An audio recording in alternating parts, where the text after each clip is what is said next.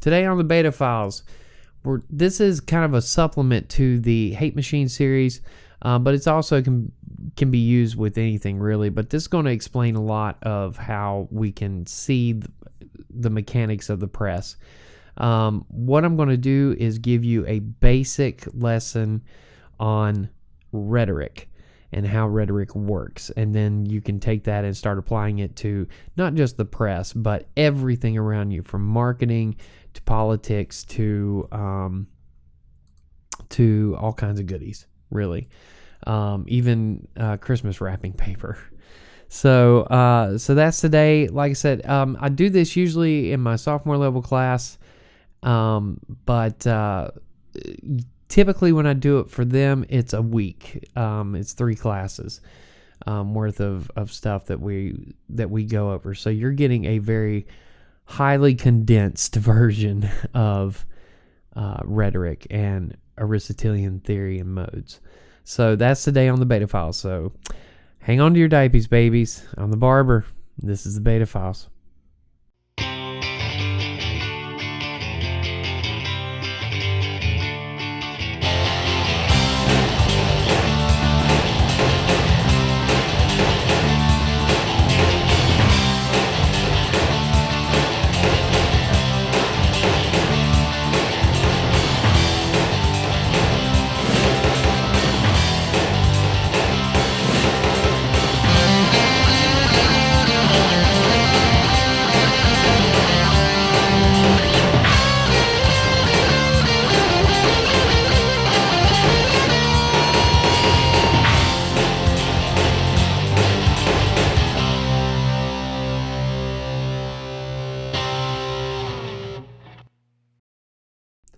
Okay, as I said in the trailer or the teaser, this is basically a very condensed version of something that I typically spend a week on. So it's not going to be as detailed as what I give to my students, but it's going to be enough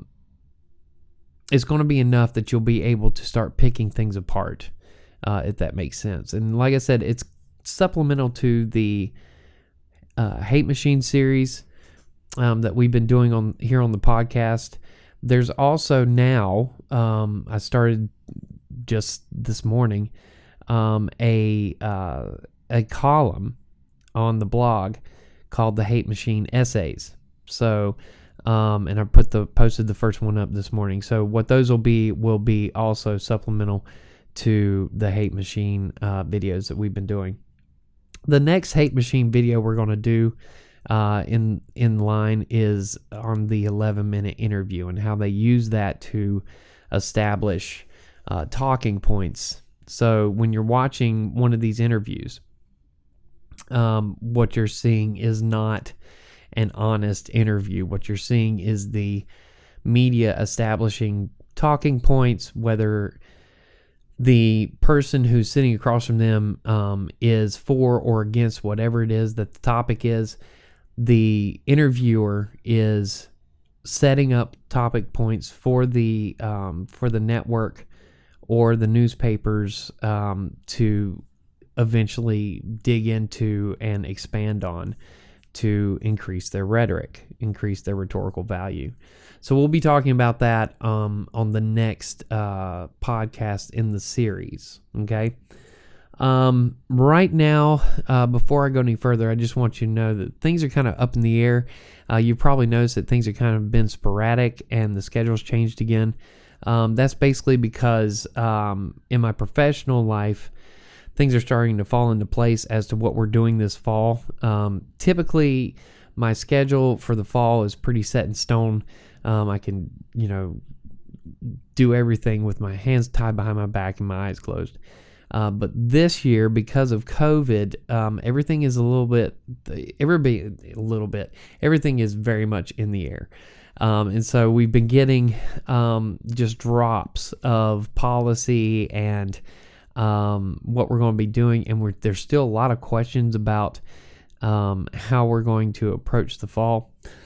Excuse me.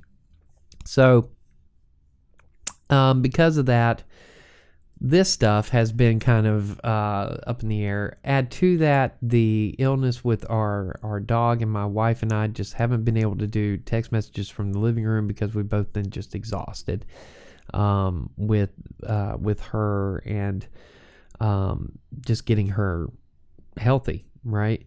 You don't realize how much maintenance a dog is until they get sick, and then they become a lot of maintenance, right? So, but she's doing better. She's doing much better. She had a lot of energy this morning, which was very, very good to see. But, so it's kind of, I'll be honest with you, everything is kind of, I'm still feeling things out. I will tell you this, though, the 1st of August, we will be permanently doing one BetaFiles podcast per week, because that's really all I'm going to be able to do. And so you'll have the Optic Poet, Now See This Here Now Then, text messages, and the beta, maybe text messages. I don't know what my wife wants to do with that. And then, of course, the BetaFiles. And so there's that. The newest Now See This Here Now Then went up this morning about Tucker Carlson. Please go check it out. The latest Optic Poet will be going up on Thursday of this week, which is the 23rd. I've got so much crap over here. There we go. Now I can see my calendar. That's better. So anyway, I've got like 4 calendars. So I've got my desk calendar. I've got a planner. I've got a calendar on my phone, and then I've got a course calendar that I carry in my knapsack. So I can see what assignments and lessons and all that good stuff. It's insane, right? And then, well, actually, a 5th calendar, if you count, I've got one on the front of my door to my office, so I can see what's going on. So anyway, TMI, when you get to be this old, you have to have, you use calendars a lot. So anyway, so let's talk about rhetoric. And I'm going to oversimplify a lot of this. But back in the day, you had Socrates, Plato, and Aristotle, right? Socrates was Plato's teacher. Plato became Aristotle's teacher.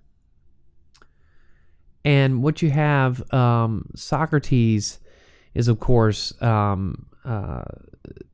most famous for the Socratic method of teaching through inquisition, right? Teaching through questioning the knowledge bank. Plato comes along. Plato says it's not just enough to question things through to get to the base of knowledge. Once we get to that base of knowledge, we need to shore it up, and we need to put the knowledge base in the hands of the basically a philosopher king, right? Like the elites that are able to think and understand and deal with this knowledge in a productive way, in ways that the common man's not able to. The wisest of the wise, or whatever. A type of Solomon effect almost. And then you get to Aristotle, and Aristotle says, well, it's not just enough to protect the knowledge. You have to understand how the knowledge is produced and conveyed. And the means in which you establish authority for the knowledge comes through what he would deem as rhetoric. Now, Aristotle, the most famous piece of this is the triangle. And Aristotle came up with this idea of a rhetorical triangle. And the way the triangle works is you have 3 subjects that are connected to each other, and they produce knowledge. Okay? And the relationships between those 3 things tell you exactly how that knowledge is not only conveyed between each other, but established and then defended and kept safe. Okay?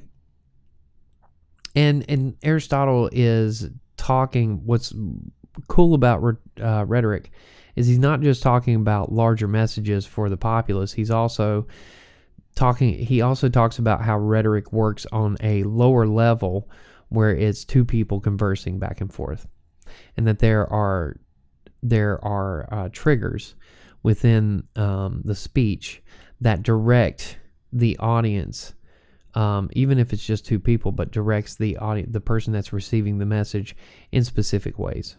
Okay, during down different paths. So what Aristotle's doing is he's looking at how we use language to get people to do things. And this, of course, then explains a lot of what we're seeing. Once you break this down and once you understand how it works, it explains how a lot of things we're seeing in the media, in the campaigns between Biden and Trump, in advertising. Like I said, marketing is big on this, and I always tell my students the easiest way to see rhetoric in action is go watch a commercial or go find a billboard, right? Because the billboards and the commercials are built in a way to get you to want something, and that's rhetoric. That's desire. They use rhetoric to create desire to get you to buy whatever it is they're selling. So how does rhetoric work? Well, and again, it goes back to these triangles, but I'm just going to talk about two of them today. There are 6 in total. Okay, there are 6 different ways in which Aristotle explained how we engage with the world. And these 6 triangles start off on a base, and then they build to this final one, which is the one that marketing uses quite a bit, and which is where you're using the product to create desire. And you trick the populace into believing that they have to have that thing. And so they're feeding off, again, that desire that they've created for that thing, and that's how they sell it to you.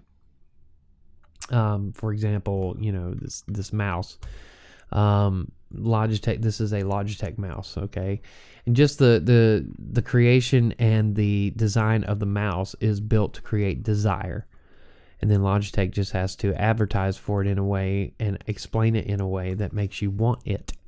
And of course, they go for the biggest thing is the ergonomic design of it, the way it's laid out. And then, of course, you've got buttons on the side, and they tell you about how the buttons are programmable, so you can do whatever you want. And you get home and you plug it into your computer, and you open up Set Point, I think is the name of their program, and you look into the buttons and you start playing with the buttons, and you have them do different tasks, and then you realize like a month later that those tasks were stupid.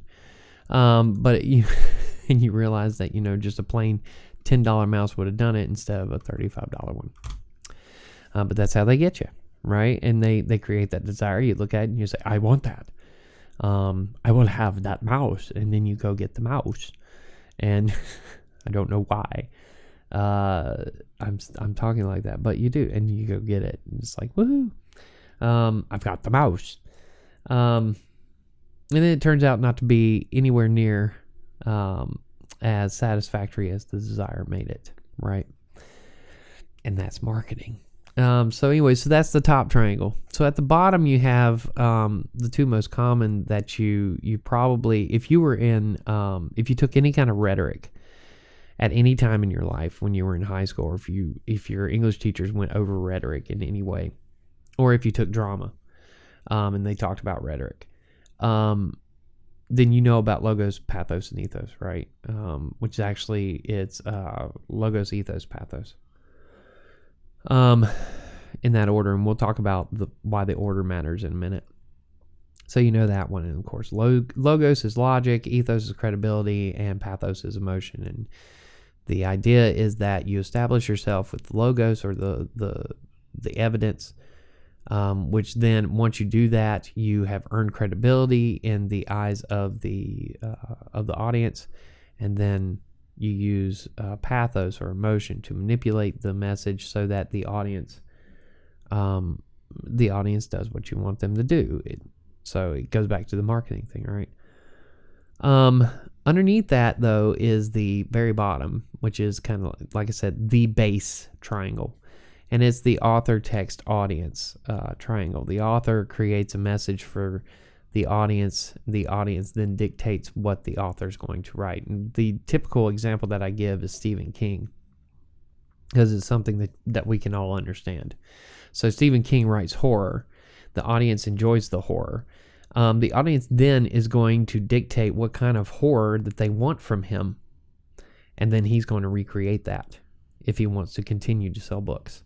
And so that's how the author text audience model works. Okay? So understanding those two things and understanding the mechanisms of those two triangles then helps you understand how different things are written or shown. If you're looking at YouTube, or if you're looking at cable news, or if you're reading the newspaper, if you look at how the mechanism works, then you get to the understanding of how they're trying to manipulate you. Because that's the ultimate goal. The ultimate goal is to keep you reading. And so what they're going to do is they're going to feed you what they think you like. You're going to ingest it, say, I want more, and they're going to keep giving it to you that way. So if we look at the hate, we talk about the hate machine, the idea of having this media machine that prioritizes ratings over content, right? That the ratings themselves are going to reflect how well you are able to manipulate the audience through your content and get them to keep re-engaging with that content. Okay? And again, this is the base triangle. This is basic rhetoric. Okay? This is the most elementary piece of Aristotle stuff. And the further you go into Aristotle, the more complicated it gets, especially when you're talking about rhetoric. And we're not going to talk about the philosophy of Aristotle or anything like that. We're just going to focus on the rhetoric. But the deeper you go, it gets really complicated. It gets really intense. But if you look at just the basics between the two first triangles, which is the author text audience, which represents relationship, and then the modal triangle, which represents logic, right? And how logic is manipulated. Those two triangles, you can navigate any part of the media machine that is producing quote unquote knowledge. Okay. Now remember, all this is when Aristotle sat down and started studying the messaging, it was to further what Plato had already started in containing knowledge. And then what, again, Aristotle is doing is saying, okay, once we contain it, you have to get it there. And it's not just enough to hold it. You have to redeliver it to the populace in a way that the populace is going to buy it. And so, of course, he didn't invent rhetoric. He just understood it in a way that nobody had ever thought of it before. He invented the term rhetoric, and he established how rhetoric works. And then people started using it or paying attention to it more and more and more. But human beings have been manipulating each other since the beginning of time, right? I'm sure at some point there were two cavemen that were going out hunting, and one had the upper hand of knowing exactly where the animals were that day, and so they manipulated the other one to go a different direction so that they could get the most food. And so the other guy just goes stumbling off into the woods and gets eaten by a bear, while the other one goes off and gets all the deer. That's rhetoric, right? Controlling even through grunts. Sorry, that was a really bad Tim Allen impression. There you go. That's the Tim Allen. Anyway, still bad. Still not as good. So we look at the author text audience model. Like I said, it's very simplistic. The author is going to only produce material that the audience will buy. These three things in this bottom triangle, the author text audience, are connected by voice. And the voice is the mode in which the message is being delivered. Okay? So, for example, when you look at the talking heads on cable news, okay? You see Rachel Maddow. She's delivering a voice, a specific voice. That voice is tailored for the audience that's turning in. Now, not everybody sounds or looks, who watches Rachel Maddow sounds or looks like Rachel Maddow, but they're watching her because of the voice that she has tailored for that show. And that audience is going to reflect that voice and become mechanized in receiving that voice and digesting that voice. And anytime Rachel Maddow starts to move away from that voice, that's when her audience is going to start pulling away from her. Same thing with Tucker Carlson, okay, and Hannity and Chris Hayes and Anderson Cooper. They all have a voice. Now, when we're talking about a voice, we're not just talking about what I'm doing right now, what you're hearing. It's more than that. It's constructed around, the voice that they're having is constructed around the message that they're trying to deliver. And so there has to be consistency. And it has to be something that the audience wants, right? So it's, the message itself has a tone that we call the voice. So when we look at Tucker Carlson, one of the things I've been saying for a couple of months now, ever since he's kind of just shot through the roof in popularity, and you've heard me say this over and over and over, they're watching him because he's speaking their quote-unquote language. He's using a voice they get. And that's why they're tuning into him in droves, because they understand his voice. They understand his delivery. They understand it better. And they're buying it. They're buying it hook, line, and sinker. And by doing that, he's going to retain that voice, and he's going to keep using that voice until it gets to where nobody's watching, and then he'll change voices. Look at Chris Matthews. Chris Matthews made a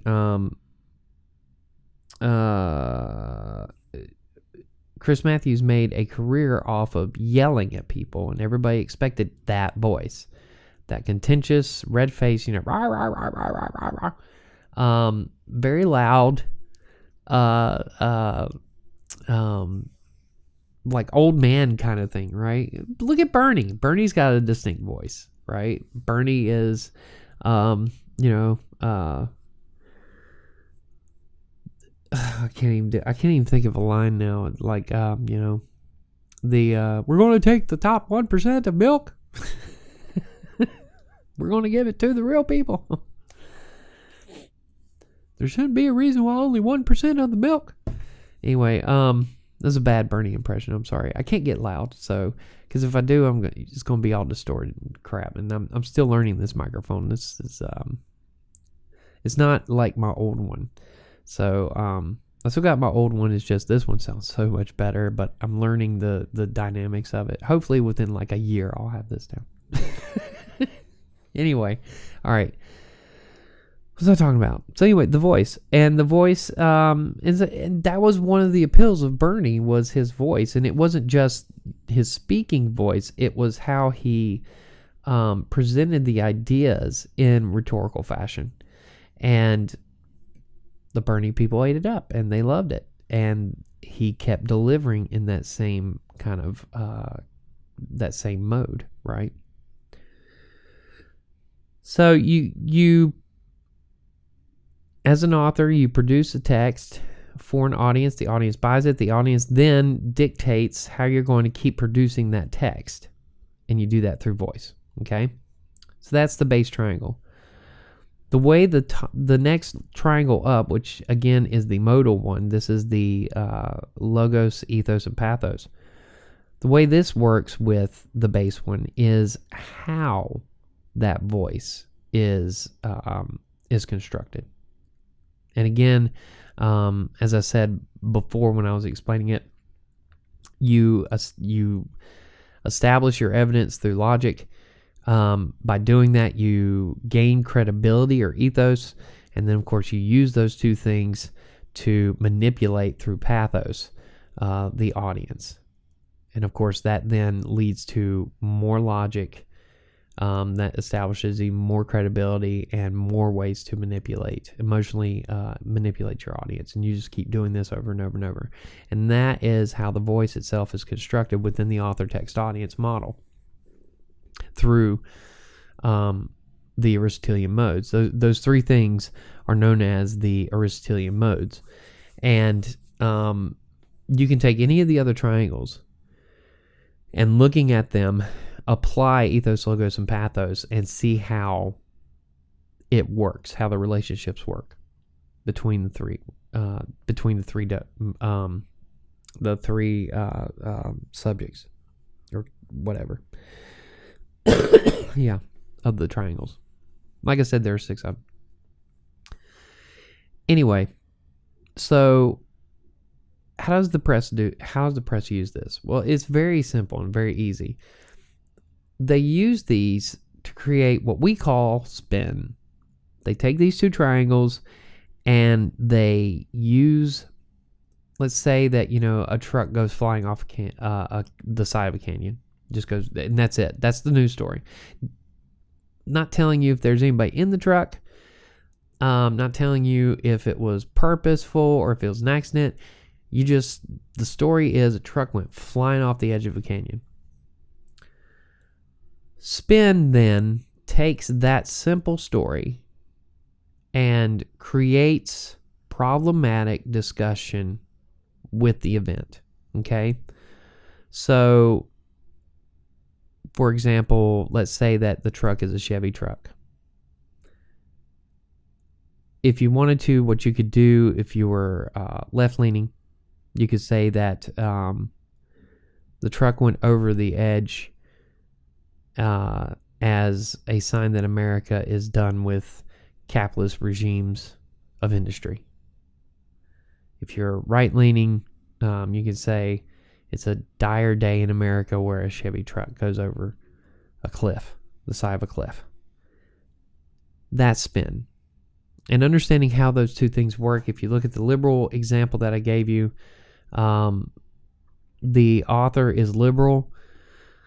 The text then has to reflect liberal values in order to get a liberal audience. Okay, and so of course what we're going to do is we're going through a voice. We're going to say that the truck, that the American people are fed up with systemic capitalism and corporate interests in politics, and that's why the truck went over the edge, the Chevy truck. And so using that language, what they're doing is they're going after your emotions. They've already established logos and ethos because of who they are, and they'll probably throw something in there like, researchers have shown that more and more people are leaning away from Chevy and more towards Hyundai, because Hyundai has always been kind of like the little redheaded stepbrother of car makers, and they're saying, they're looking more towards the minority car makers right now to show that they are disenchanted by American corporate greed. And so they'll say, researchers have shown that 82% of Americans favor Hyundai over Chevy or whatever. So they've established their logos. They've established credibility by using a few statistics, right? Because who's going to argue with statistics? I heard a funny joke a long time ago by a comedian, and he's like, 73% of statistics are made up on the spot. And of course, you understand. Hopefully I don't have to explain that joke. But but it's true. We just buy into it. The statistics say so, 10% of people who walk into a door break their nose, well, hopefully I'll be part of the 90% that doesn't break your nose. Why are you walking into a damn door, It doesn't make any sense, but whatever. I'm hoping I'll always be part of the 90%. Just don't walk into a door and you'll be 100% all the time. The hell was I talking about? Anyway, so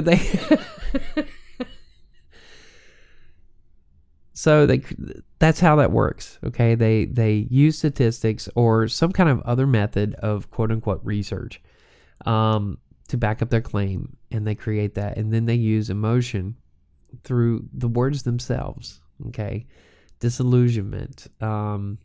If you're talking about the liberal side, right? The disillusionment of the capitalist dream. The capitalist dream.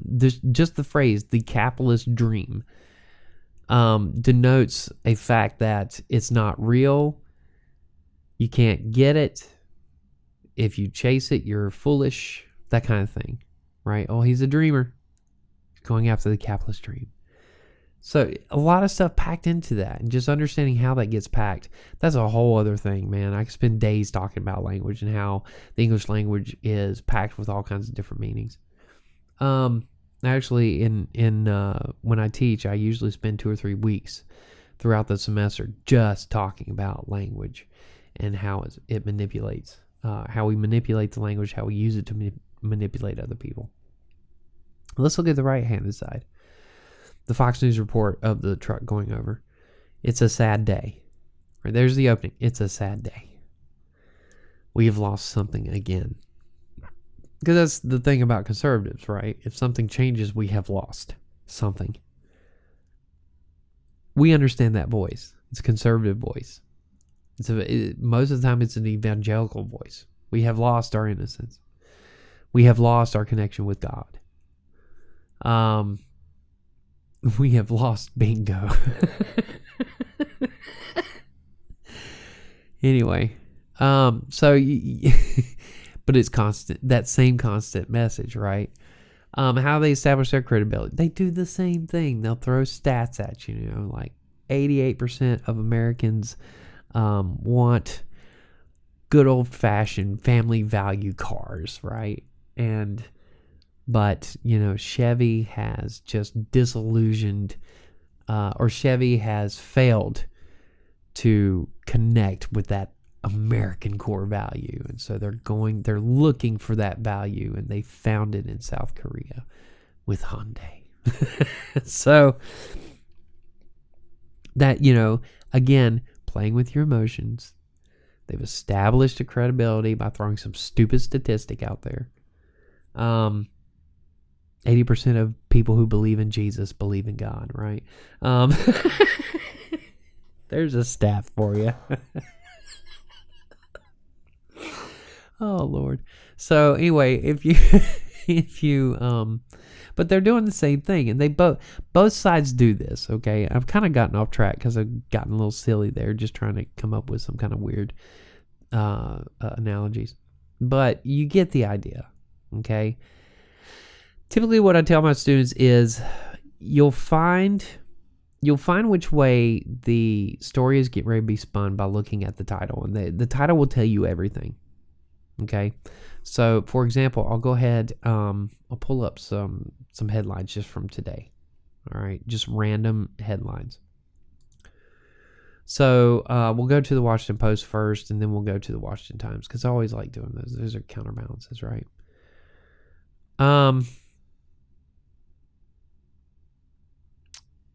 Let's see. White House officials meet with lawmakers after coronavirus budget plan gets frosty reception. So just the last 2 words alone sets the tone for what this article is going to look like. Frosty reception. Inspection finds broad infection control failures at Pennsylvania nursing home that also gave veterans hydrochloroquine. Inspections find broad infection control failures. Okay. Word choice is key. And that also gave veterans hydroxychloroquine. Here you go. Welcome back, sports. It seems we're really going to do this. So a little bit of hope in that headline. Once again, Trump says the corrupt part out loud. What that's supposed to mean. The horror of living with coronavirus asymptomatically. Is televised conflict Trump's goal? That's just wonderful. Televised conflict. Is it Trump's goal? A lot in that one. Republicans can stand up to Trump. They just don't want to. No one does more to hurt America and help China than Trump. That's a good one. A lot there. The author of Robinson Crusoe was the Anthony Fauci of his age. What the hell was that? Here's a good one. This one, tearjerker. Tearjerker alert. The endless story of Venezuela's lonely, heartbreaking decline. So you can tell which way that's going to go. They're talking about how Venezuela just kind of broke on the inside. Let's see, what else? Excuse me. Americans support Black Lives Matter, but resist shifting police funds, removing statues. Violent protest clashes turned Portland into a right-wing boogeyman. Here's how it happened. All right, so here we go. Violent protest clashes turned Portland into a right-wing boogeyman. Here's how it happened. So there's not even disputing their claim. And the thing about journalism is it's supposed to be, there's this lie, this myth that it's objective. And they're not being objective at all in this particular headline. And you can tell straight out from the gate, it's not objective at all. Violent protest clashes turned Portland into a, quote, right-wing boogeyman, end quote. Here's how it happened. So they're saying it was a fact. Okay? You can't even argue with it. Here we go. I want to read you half the headline and then pause and then seal the deal for you. Giants manager takes a knee during anthem. Talking about the San Francisco Giants. Giants manager takes a knee during anthem. Okay. Another coach is taking a knee. Okay, big deal. So now it's gone from the NFL to the MLB. Great. Right? Trump later tweets. And you don't need to know anything else. Because you know where this is going. Trump later tweets. They have already established over years of running story after story after story after story about Trump fussing about the athletes taking knees during the national anthem. You know what the rest of this, you know how this is going to go. Okay? And so using just basic words, just simple words, but it's the way that they're putting the words out there that establishes which way these articles are going to go. So let's look at the Washington Times. We're going to go to the other side of the tracks. That was the quote-unquote left side. So now let's look at the right side. Because, there's a big difference, right?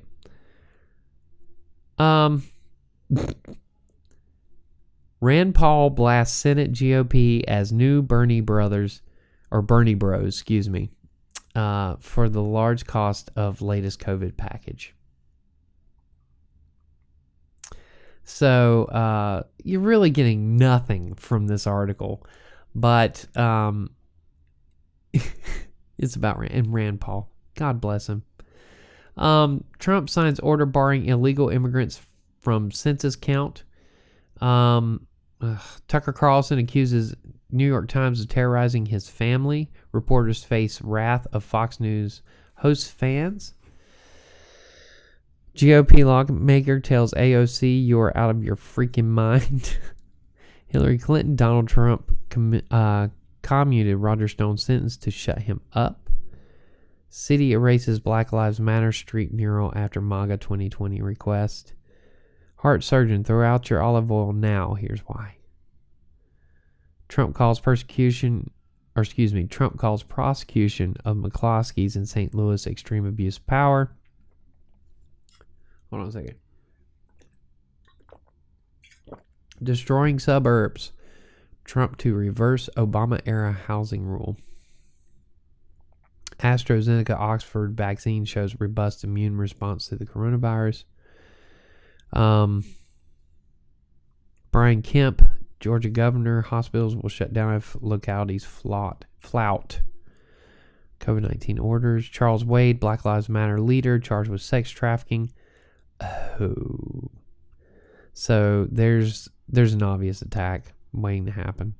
Or already happening right there on the front page of the Washington Times. Tucker Carlson, I already read that. Connecticut, coronavirus testing flaw causes false positives. Ted Yoho calls Ocasio-Cortez effing bitch. Oh my God. Chad Wolf, acting DHS head. We don't need investigations from mayors, governors to do our job. Trump calls prosecution of McCloskey's saying, oh, I already read that. Biden, schools should ramp up Islamic faith studies. Muslims must mobilize against Trump. All right, let me read that again because that's actually a very dangerous headline. Biden, schools should ramp up Islamic faith studies. Muslims must mobilize against Trump. Now, I don't even know what Biden said. And actually, to be honest with you, if you're on the Washington Times, it doesn't matter what Biden actually said. You see this headline, and this is such a Fox News headline too. Kudos to the Washington Times for finally catching up to Fox News level crap. But you're reading this, and you're like, oh my God. Now, for me, I'm reading this, and I'm thinking, oh my God. It's kind of like the other one I found on the post just a second ago. I'm reading this, and I'm like, oh my God. Biden, schools should ramp up Islamic faith studies. Muslims must mobilize against Trump. This newspaper on their front page is mobilizing or pitting two different people against each other, or two different groups against each other, right there on the front page. Frequent guest accuses Fox News stars of sexual harassment. New document proves FBI totally debunked NY Times Trump-Russia story. 2/3 voters now believe major news organizations have political agenda. Yeah, that's been going on for a long time. That's nothing new. All right, so you get the idea. So that's how they twist. And you can hear it in just the headlines. You know where they're going, and they create that spin right there. Now, what is spin? Spin is hard to actually define. We use it. It's a hot topic word, right? You can just look at something and say spin, just like you can look at something and say Hitler. But spin, one of the things that I found several years ago, when the first time I used a textbook called They Say I Say, was a really good definition, really good explanation of what spin is and how it works. And they don't actually call it spin; they call it meta commentary. This is actually Gerald Graff. He's a scholar who's written tons of books about how literature is constructed within the social zeitgeist. And then he wrote this book, this composition book, where he breaks down how to engage with academic writing. And it's a fantastic book. It's only like 200 pages long at the most. And I tell my students every semester, for the once and only time in your life, you're going to read an entire textbook, because there's nothing to this thing. I mean, this is it right here. So you can see it's kind of small. It's 200 pages of this. You can see the pages themselves aren't that much. It's not a lot on each page. So they go through it within the first 6 to 8 weeks of class. But they have this graph, introduces this idea of meta commentary, which is basically spin.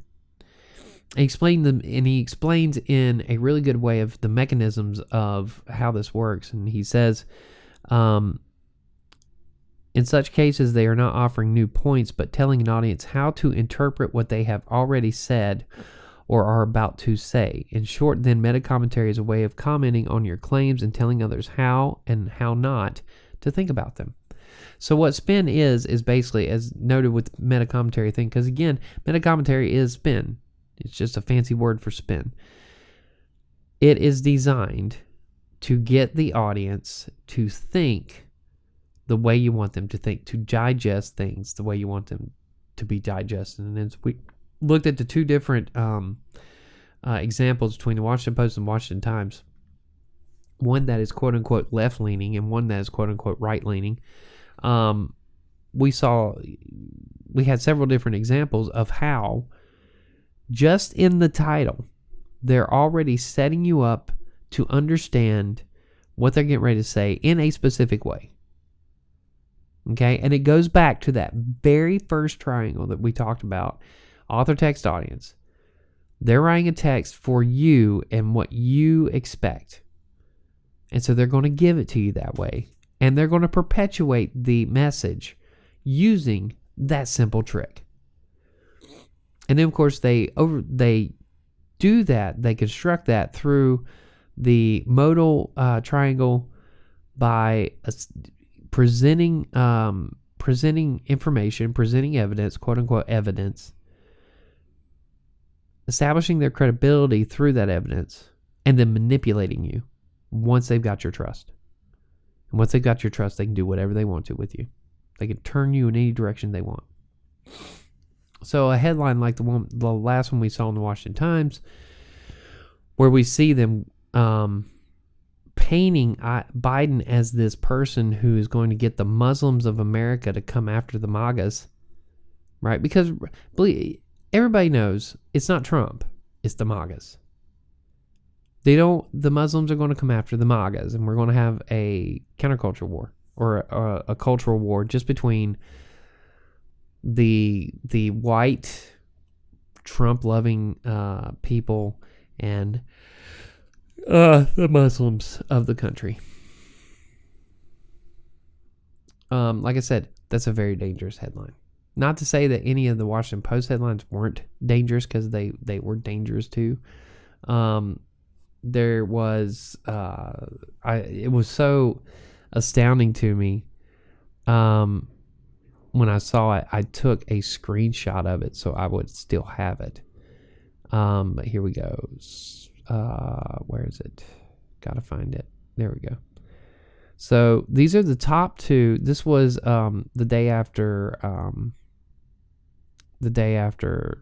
Trump went to Mount Rushmore. This is the front page of the Washington Post. Top two headlines. Trump's push to amplify racism unnerves Republicans. On the country's birthday, Biden offers hopeful counterpoint to Trump's message. Just between those two headlines, you understand where the dividing lines are. You understand what these stories are going to be about, and you understand which way the Washington Post is going that day. Two headlines. And if you read the stories, you get infuriated if you're on the left, that Trump is taking us down a race dividing path where Biden is going to present the path to heaven, the path to freedom and peace for everybody. And that's the message you're getting from that front page of the Washington Post. Of course, both those headlines are straight up bullshit. It's bullshit. That's all it is. It's spin. It's what Graf describes as meta commentary. You don't know. None of this. I'm running out of steam. Can you tell? So anyway, so that's rhetoric. So again, just to wrap up, and that's how all this works. I'm sorry. And this was probably more rambling than anything else, but I hope you got something out of it. Again, talking about the two triangles that you really need to understand for everyday use. The author, text, audience. Author's going to write the text for an audience, and the audience is going to dictate how the author writes it or what the author writes. The voice is going to be how that is delivered. That voice is constructed through the ethos, logos, and pathos, or the modes. You establish your evidence. That evidence then gives you credibility. That credibility then gives you the opportunity to manipulate the audience in the ways that you need them to keep coming back and hearing the message over and over again. And that's how you establish power through language. And that is what's happening in the press. It's been happening in the press for decades, right? It's been happening in the written word since we started writing, right? Hemingway once said that the minute pen hits paper, it's history. It's fiction. Not history, it's fiction. The minute pen hits paper, it's fiction. Doesn't matter if you're out to write fiction or out to write fact. The minute it hits paper, it becomes fiction because you're getting a single point of view, and that point of view can manipulate the environment that the pen is describing any way they want. So, think of it like there's a car crash and 3 different people see it from 3 different point of views. You're going to have 3 different stories. Now, let's say that one of the people that sees it hates one of the people that are in the accident. They're going to have a natural inclination to want to blame the person that they don't like for being the cause of the accident. And their mind will warp their memory of the accident to be that story, that narrative that they want to present. So immediately that becomes fiction. And let's say someone else only caught one of the other witnesses of the accident. In reality only caught the beginning of the accident, but was in the process of turning their head. And so they only have in their mind's eye the beginning of the wreck. So they're not a full witness, but yet their brain will go ahead and finish the wreck in their mind's eye. And the brain is a fantastic, wonderful thing. So you have that version, right? Which is not 100% credible. And then the third person sees the whole thing and has no biases. But it's still going to be flawed because they only see it from one specific vantage point versus all the vantage points. And the only way we're going to find out what truly happened in that wreck is to look at all the vantage points and try and dig through those 3 different vantage points and find the best evidence based on what we're seeing in the aftermath to explain how that works. And that's called the scientific method, children. And right now they're attacking the scientific method. They're saying that the scientific method is racist. So, okay. Whole other conversation for a whole other day. But that is how rhetoric works. So I hope you enjoyed this. I hope you got something out of this. Sorry I got kind of goofy throughout. Like I said, it's been a rough time here lately, but we're gonna make it. We're gonna make it. It's gonna be okay. All right, so that's that. So don't forget, check us out on the podcast. Again, we're on Podbeam, Google Podcasts, Stitcher, and Spotify. Those are the ones we're on.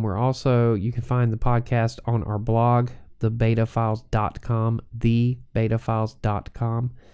And you can also find written content. Like I said, today I posted the first article in the series that kind of works as a supplement to the Hate Machine series of videos. The next Hate Machine series the next video in the Hate Machine series and podcast is going to be on the 11-minute interview and how it is rhetorically designed to create talking points that the media can then use to perpetuate. And we're also going to talk about at some point, not in that particular episode, but we are going to talk about this phenomenon of, I guess you could call it circular reason, right? An example of that is, okay, so you've got the Bible, right? And with evangelicals, all of their evidence is in one source, which is the Bible, and they point to the Bible. And here's the problem with doing that with the Bible. The Bible itself references itself. It doesn't reference anything outside of the manuscript. So the manuscript creates this vacuum of constantly going in circles through referencing itself. Okay? Well, that's very problematic. And it's problematic in that if you engage with if you engage with any kind of spirited debate over that text, if it's not in the text, you can't debate it, because there's nothing for the text to reflect on, and the text has to reflect on itself in order to work. It's one of the coolest things. It's one of the things that makes the Bible one of the coolest things in the world. I'm not saying it's right or wrong or good or bad. I'm saying it's just a really neat trick that they came up with this circular reference thing. Okay, where it's just constantly, it's in a perpetual state of referencing itself, and so it's locked itself into this vacuum where you cannot penetrate it and you cannot engage with it from the outside. And so it's locked. The reason why I bring that up is because the press has done the same thing. The national media. It has created a vacuum where everything stays within that vacuum. It's not just the press. Academia has done the same thing too. Through their scholarship journals. They've created a circular reference. And anything from outside who tries to penetrate is not allowed to engage, because it's not part of the inner vacuum that is set up to reference itself and perpetuate itself circularly, right? It goes in circles. And the media has done the same thing. The media, and that's what we're going to focus on with the hate machine, is how that happens. So we're going to do that after the 11-minute interview, after the one on the 11-minute interview. So there's the next 2 episodes for you. Not necessarily of the podcast itself, although I'm probably going to do the 11-minute interview next as far as the podcast goes, but the circular reference one, it'll be in the next couple weeks. So I hope you enjoyed it. Again, make it a great day, and always remember, the sun comes up, there's opportunities, so make sure you take it, okay? Be safe, be kind to one another. I'm the Barber. This has been the BetaFiles.